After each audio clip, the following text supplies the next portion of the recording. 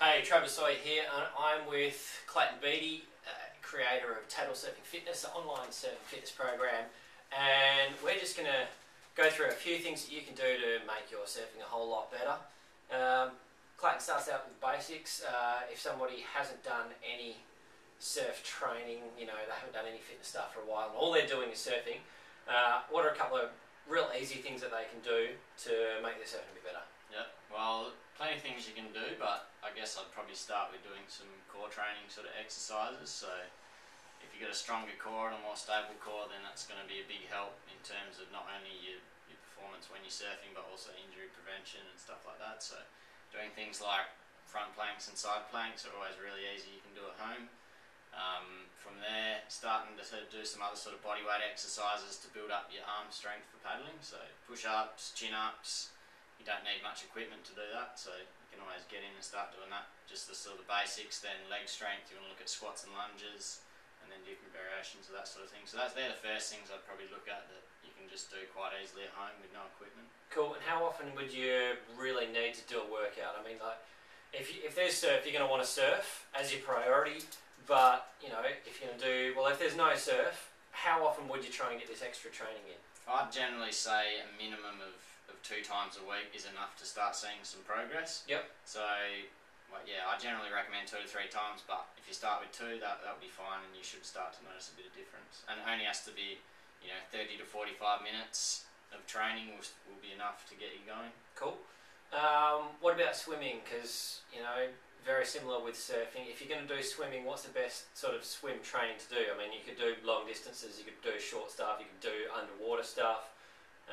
Is anything any better than anything else? Yeah, well, I'd try and prescribe more interval stuff. So by doing sort of short bursts of training, you can build both your anaerobic and aerobic fitness, which is good for surfing. If you think about it, you're doing lots of sort of long paddles in between with little short bursts of when you get a paddle to get onto a wave. So I like to do a mixture of normal type freestyle laps with intervals and bits where you can duck dive underwater. So a good one that I always recommend to start with is you do a normal lap of freestyle, but every sort of 10-15 metres do a duck dive down to the bottom, so it's practicing holding your breath just slowly, then come back up and keep swimming, and as you get fitter you can do longer breath holds and stuff, so that helps with your I guess lung capacity as well. Cool. Now, so this program, is it for beginners or for advanced people, or if someone like you who's been working out for a fair amount,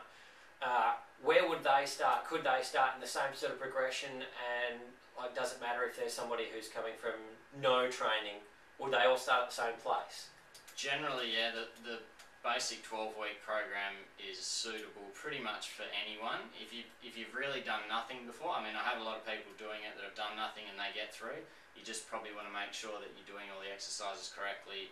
Start with light weights, so you're not going to hurt yourself, but it does build over the 12 weeks to get to a harder progression. And then I have advanced workouts, you can join my members area, and that sort of takes you to the next level. So it does sort of suit the whole broad range. I've got both women and men do it, and right through from late teens up to guys in their 70s, so it does sort of fit a broad category, and you can, I guess, customise it to a certain degree to where you're at. Well, I mean, if you've been training for a fair bit, and I've actually seen you training quite a lot with these things, you just go a much heavier weight than most beginners would anyway, so it's very scalable. Yeah. Anything else you want to add that might benefit someone who's on the verge of buying the program?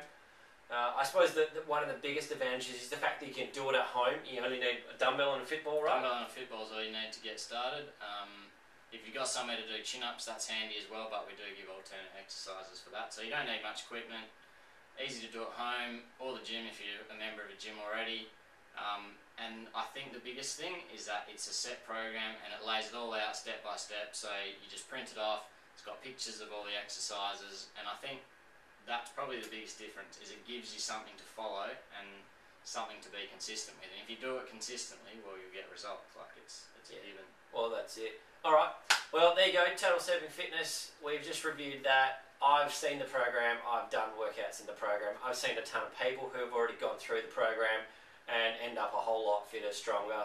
losing body fat as well, so you end up looking better.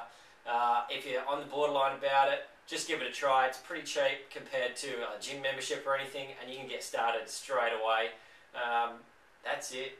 Click on the download page or have a look at the website and buy it now. It's good. Alright, thanks Clayton. No worries.